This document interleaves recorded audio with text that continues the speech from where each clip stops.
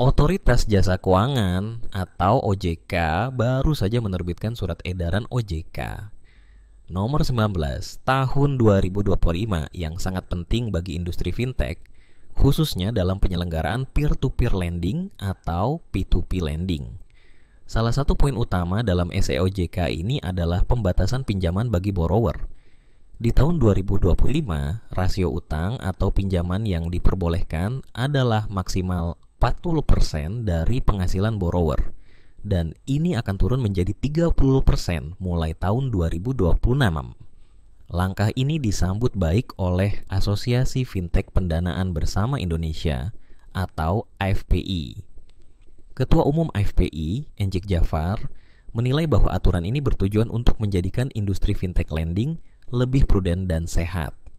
Ini adalah langkah yang sangat positif karena dengan adanya pembatasan ini diharapkan angka kredit macet dapat ditekan lebih rendah lagi. Namun, ada harapan dari Enjik bahwa meskipun ada pembatasan, jumlah borrower individu yang membutuhkan pembiayaan dari fintech lending tidak akan berkurang. Ini penting karena banyak orang yang bergantung pada layanan ini untuk memenuhi kebutuhan finansial mereka. Dalam SOJK ini juga dijelaskan tentang penilaian skor kredit oleh penyelenggara. Penilaian ini harus memperhatikan kelayakan dan kemampuan calon borrower untuk memenuhi kewajiban pembayaran. Ada beberapa aspek yang dinilai, seperti watak atau karakter borrower dan kemampuan mereka untuk membayar kembali. Selain itu, penyelenggara juga bisa mempertimbangkan modal, prospek ekonomi, dan objek jaminan. Untuk pendanaan konsumtif, penilaian kemampuan membayar kembali dilakukan dengan menelah perbandingan antara jumlah pembayaran pokok dan manfaat ekonomi yang dibayarkan borrower dengan penghasilan mereka. Ini adalah langkah yang sangat rasional, karena kita semua tahu bahwa tidak semua orang memiliki kemampuan yang sama dalam mengelola utang. Rasio perbandingan ini yang ditetapkan maksimal 40% pada 2025 dan 30% mulai 2026 adalah cara untuk melindungi borrower dari utang yang berlebihan.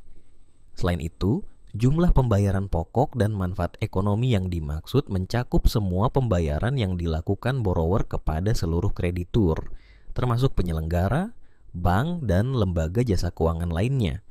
Penghasilan borrower juga harus didukung oleh bukti yang valid, seperti slip gaji atau mutasi rekening. Ini adalah langkah yang sangat penting untuk memastikan bahwa borrower benar-benar mampu membayar utang mereka. Dengan adanya aturan ini, diharapkan industri fintech lending dapat beroperasi dengan lebih bertanggung jawab dan memberikan manfaat yang lebih besar bagi masyarakat. Jadi kita bisa melihat bahwa langkah OJK ini bukan hanya sekadar regulasi, tetapi juga upaya untuk menciptakan ekosistem fintech yang lebih sehat dan berkelanjutan. Ini adalah langkah maju yang patut diapresiasi, dan kita semua berharap agar industri ini dapat terus berkembang dengan baik tanpa mengorbankan kepentingan borrower.